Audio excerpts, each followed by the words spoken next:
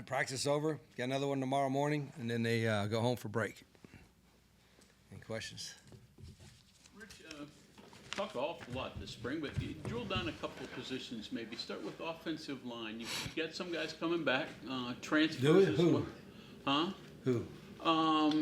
Well, Okay. Come on, Greg. Come five. on. Justin Terry, Landon who? Livingston, Nick Cray. There you go. How much did they play? No. Probably Landon played a little bit. Oh, you just mean come back. You didn't say veterans coming back. No. I'm just saying, you got a few returnees, a lot of transfers. Just give me a look at what the offensive line looks like right now. It's a work in progress.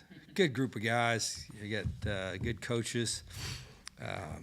You mentioned Landon and Nick and those guys that were here give great effort. Love coaching them, but we got none of them have really played, and so I sometimes got to remember that and be more patient. But they're going to be all right. Just not ready now. Is what you're asking them to do entirely different from what they've done in the past? I don't know. Without watching all the film and stuff, I mean, some of it's similar. I think the tempo is probably a little different times, but they did some tempo stuff. And they did some of the run scheme stuff that we did. So it's not all that different really in as far as schemes go, but probably there's the pace, probably tempo a little bit, and then obviously the terminology, that's everybody has their own terminology. So that's usually in the spring the one of the points that we got to remember. And sometimes it helps those guys that this is what we called it and this is what they called it. And if they could if that helps them, that's fine. Whatever they got to do to learn. And the new guys, the new linemen, what do you think of some of them? Yeah, there's some, Taikis and Chemo, and those guys are pretty athletic. I think we got Robbie. We got some decent athleticism, but again, they haven't really played much either where they're at a little bit. So it's still an area of concern just because there's no experience. But with just two returning starters where we got, every position has a lack of experience.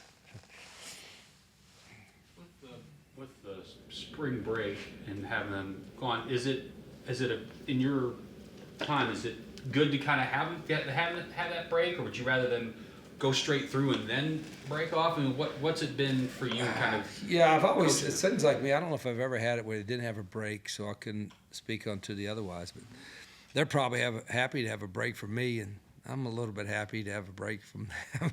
Does it help? Does it help having? Oh, it's going to help me for damn sure, But I also think we need probably a little bit of pause as coaches to kind of do, okay, let's halfway through, this is what we've accomplished, this is what we haven't accomplished, this is what we still need to do over the last just two more weeks. So that'll be part of my time next week while the guys are going on break is, okay, what do we really need to get done in the last handful of practices? And in your experience, how much does that kind of getting to sit down and kind of like revisit and kind of review up in the back end? Yeah, you'd think it'd help at so many different spots I've been to, but if I probably look back at my first spring notes post-spring, and it's been ugly every time, 100%. I mean, I'm talking about spring game and everything else. It's like makes you question everything, so I got to sometimes pause, because today was one of those days like, are you kidding me? This is mean. But it's first spring, so we got time. Another position then, defensive line, your interior, Yep. again, some guys who've played. A little bit. Ham Russell's played a little bit. Asani has played a little bit. Yeah, that's about it. Who's that? Eddie playing or practicing at all? Who? Veteran. Yeah, Eddie's playing. He's been a little bit limited. He's played. He's probably got the most experience of all of them. So there's a handful of guys, but I think their progress is coming pretty good. But that's the same thing. Like any coach, you can't have too many of those guys, and you can't have too many pass rushers. And we didn't get all of our needs addressed probably in the first portal. In the second portal, there's less available, but there's still going to be a handful that we have to probably try to get some competition and to address where we're a little bit lacking in depth. Is that defensive line? Everywhere, Okay. other than maybe, quarterbacks I don't see us taking a quarterback in a portal, but every other position is pretty open. You mentioned edge guys. You Yeah. brought a couple of those in. What do you think of a couple of those? Yeah, I'm looking here. I don't leave out with it. Brandon Siders. He was sick today, but Siders has had a good camp. Let's see who else are the new guys that we. Jamari Robinson. He's been a little limited in the last week or two, but we've seen flashes from him when he was there. And then we have Oxley and Keenan Eck, two pass rush guys that'll be here in the summer. So I think that's always, every coach will tell you that you got to have guys that can rush the quarterback in any league. But that's been an area of concern, and we try to address that in the portal. Sticking with defense, how advantageous has it been having someone like Jeff Castile, who you have such a deep knowledge and experience with, to be back here and helping you with the defense? Yeah, Jeff's a good football coach. That's the biggest part with that, is that he's been there, seen there, done it, and he's going to be a great resource for Zach, Alley, and the rest of the coaches, because he's seen about anything and everything, and very knowledgeable. So it's great to have him and his son Jake. It's father-son team. Well, with Jeff, he was DC here before, now working as position coach. Yeah.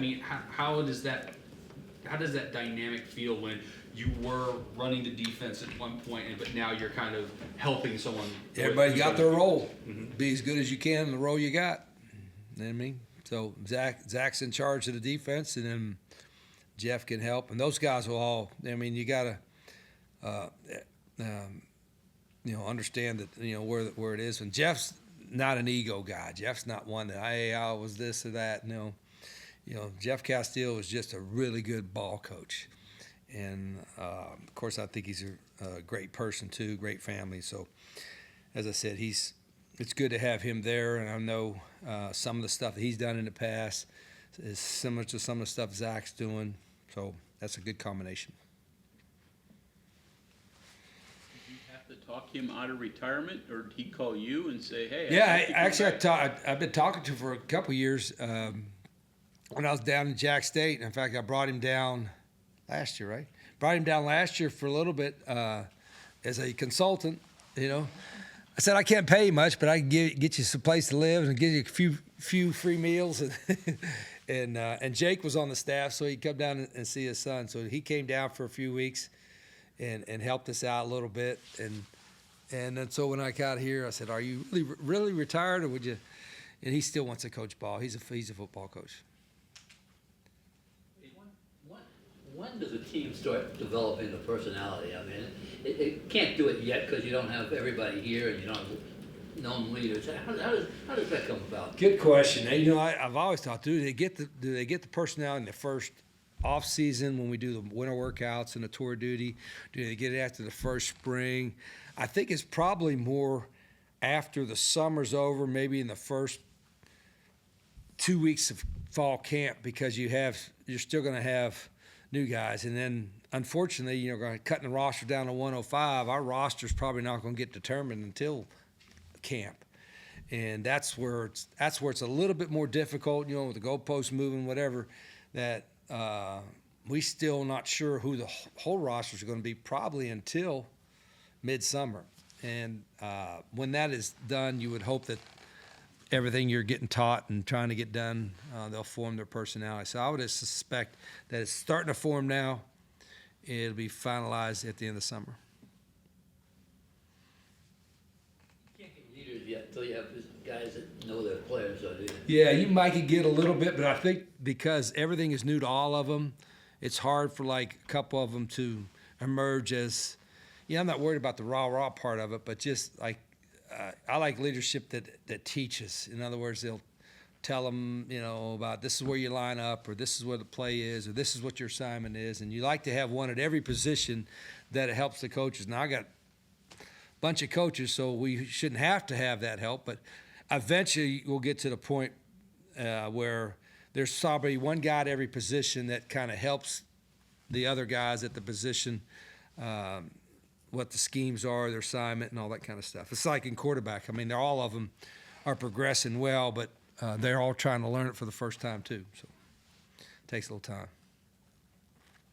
I noticed when I was walking in that you guys had as you were practicing in the stadium, you had someone over on the PA like calling first down, stuff like that. I know it's little, but how much does stuff like that help, especially these new guys, kind of get used to the entire experience of Yeah, football the lack of situational awareness is a dilemma in football everywhere, and the whole program. It just boggles my mind if you're a coach or an analyst or a player or a GA or whatever, you should be aware of the situations, down and distance, where you're out in the field, time in the game, play clock. I mean, the lack of situational awareness that I see everywhere is just kind of a pet peeve of mine. It bothers me. So we try to overemphasize. Everything is down in distance. We're trying to have guys, and we're using a 25-second clock and all that kind of stuff. So I think again, that's part of my job is to make sure everybody in the program is aware of it. And it's still not nearly close to what it needs to be. I can tell you from today's practice. You'd like to be a fly on the wall in today's staff meeting, because that'll be part of my lecture there, that same thing. So, but we'll get it eventually. Where has situational awareness gone? I don't think. I mean, back your first tour duty here, I don't think it was that prevalent. That lack of situational awareness. But no, it's been everywhere, every year, all the time, every level.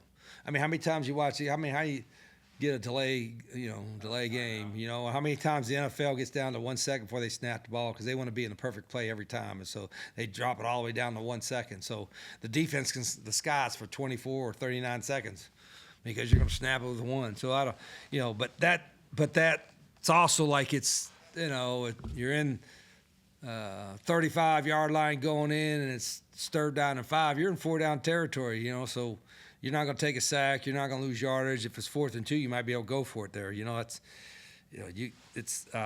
not that hard to be situationally aware if you're a football player or a coach. But for some reason, it's still a problem until I'll yell till it's no longer a problem.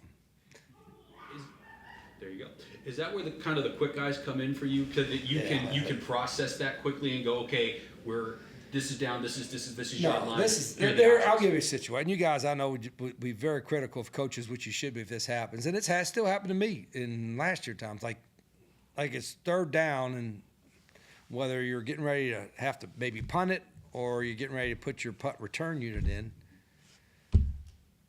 Why would you ever not have the right 11 guys on the field when it becomes 4th down?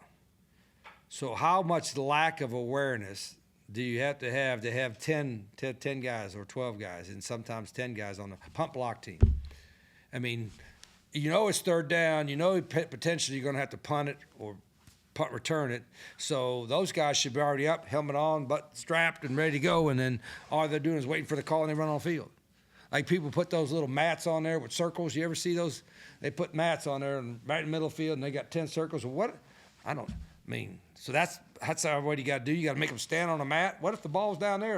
You going to move the mat? No. So, just make them aware of the situation. If you're on a punt or a punt block team and it's third down and you could potentially punt or punt block, you should have your helmet ready, chin strap ready. You're standing up on the sidelines and you're just ready to get on the field. But that still happens, and it still happened to me.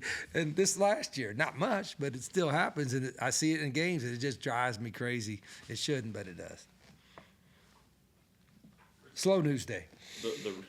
The roots of your relationship with Jeff, is that just kind of going head to head back to Glenville Shepherd or clinics? Probably. Yeah, I had forgot about that. We went against each other when he was in the WVIC. Now the Mountain East. Yeah, so that's when I first recognized his work. And then when I hired him here, that was the first time we had worked together. So, and we were different, when we were doing the odd stack back in whenever that was, early 2000s. It was a little unique too. There wasn't a lot of people to do that, so the whole staff was kind of learning it on the run a little bit. Do you remember anything about going against the Shepherd teams and your offense? Always very, yeah. I always thought they were very well coached. I always thought they were very physical, and that was always probably the back in those days, the Glenville days. You know, that was always the hardest team to go against every year. So, yeah, I had a lot of respect for them coming into it. Your schemes, Rich, you mentioned unique. Your schemes have often been unique compared to everybody else. Is that something that you think is important? Do something a little different than everybody else? Well, I think if you can be good at different, that's good. I don't think just being different makes it good, if that makes sense. But I think if you can be different and good, that's an added bonus because they don't see it every week and all that. But I'm not being different just for the sake of being different. I just think that's what we understand and what I know. But I said we're going to continue to evolve. I'll study in the summer, and if somebody's doing something I think we can fit in our system and it's better than what we're doing, or we can add on to it, I'm going to do it. There's just so much stuff out there. You can do too much. And I always, like I said in here before, it's not what you call, it's what you can execute. And right now, we're not executing nearly enough. But again, that's first spring, so I'm not going to panic. How many coaches think the way you just explained, and how many do you think are kind of more stubborn? They're saying, well, this is my thing, and I'm not gonna. Yeah, I mean, I don't know. There's different. A lot of head coaches aren't involved in the schemes as much. They're kind of, they probably got to be a head coach by being a coordinator or calling plays, most of them. But then a lot of them give it up. I don't know how many still call. But if you're still calling it, or you're involved in it, whatever, then you have to stay involved in studying what you do and everybody else does. I've said to myself, I guess, like if I get pulled away so much that I can't sit in offensive meetings, or I can't study what we're doing, or doing all that, then I need to give the play calling up. But I usually work my schedule around to where the X's and O's part, I'm going to be right in the middle of it. And I enjoy it. That's part of, there's a lot of this job, maybe not as fun as some other stuff, but I enjoy that X's and O part of it. The way fourth down is, you mentioned third and fourth down and situational awareness. The way fourth down is becoming offensive down now. Do you wonder why it wasn't when you were first coaching, and how that happened and what that means to you? Yeah, I think in nature, everybody's was more conservative for whatever reason back then. I don't know if you still probably, if you looked at the study, I didn't study, if you probably still had anywhere between 11 to 14 possessions a game, so those possessions are valuable. So I don't know why we didn't go back then, but I think, and I know people have said analytics, and there's some really good stuff that you can learn from some analytics stuff, but I don't know if analytics takes into personnel as much, like, what that quarterback can or can't do as much. I think it's more of a feel for me. But again, I'm always like, those possessions are so valuable that you hate to give one up if it's crossed midfield and it's fourth and short. So we'll probably go for it. I don't think if I ever punt inside the 40-yard line going in on a normal down and distance, check my pulse, because I probably passed out on the sidelines or something. I mean, we're going to go for it 100% of the time, inside the 40, but that's most people would, I would think. But I've seen people punt before and inside the 35. I think one time inside the 30, and I thought, this guy's, you start to question maybe he got something going on with Vegas or something. What the heck's going on around here, So we'll be pretty aggressive. I guess the way it is today now, and the way they're using that, you never would have done that fake punt in the Sugar Bowl. Well,